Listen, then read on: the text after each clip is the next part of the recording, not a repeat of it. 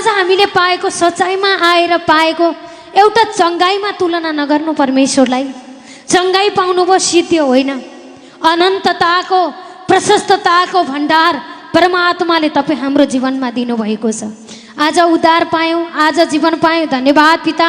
भइसक्यो बोल्यौँ, यति मात्र होइन, यस युगको लागि 1000% भइसक्यो त आउनेवाला युगको लागि पनि अनन्त स्वर्गका ढोका परमात्माले तपाईँ हाम्रो लागि अनन्त रहिरहने आशीर्वादको भण्डारहरू उगारेर दिइसक्नु भएको छ।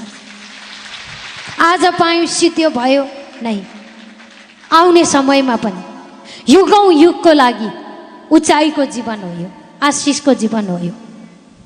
आज वचन खायौँ, आज उद्धार पायौँ, सिद्धियो नै, युगको लागि। यो संसार पनि स्वर्ग, संसारमा चाहिँ मरेपछि स्वर्ग भन्नुहुन्छ, यहाँ रहँदै त नर्ग छ भने स्वर्ग कसरी होला र, कसरी अपेक्षा गर्नु। तर हाम्रो लागि चाहिँ आज जीवित छँदै यहाँ स्वर्ग छ भने हाम्रो लागि आउने युग पनि स्वर्ग परमात्माले बनाइसक्नु भएको छ, स्वर्ग दिइसक्नु भएको छ। युगको लागि परमात्मा पिताले सच्चाइको मार्ग खोलिदिनु भएको छ। परमेश्वरलाई धन्यवाद गरेपछि, धन्यवाद गरेको कामलाई परमेश्वरले व्यर्थमा खेर जान दिनुहुन्न। युगको लागि टिक्ने कार्य परमात्माले दिइसक्नु भएको छ। शैतानका ढोका कहिल्यै खुल्ने छैनन् हाम्रा जीवनमा, परमेश्वरको तर्फको ढोका कहिल्यै बन्द हुने छैन हाम्रो जीवनमा।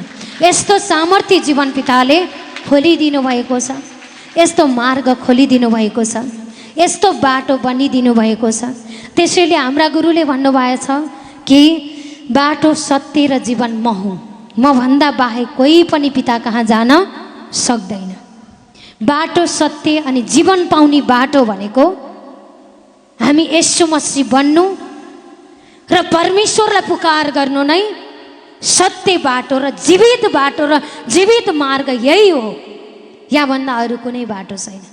यही मार्गमा सन्तुष्टि रहनुहुन्छ, यही मार्गमा मन दिनुहुन्छ, यही मार्गमा उत्साहित रहनुहुन्छ, यही मार्गमा निरन्तर लागिरहनुहुन्छ।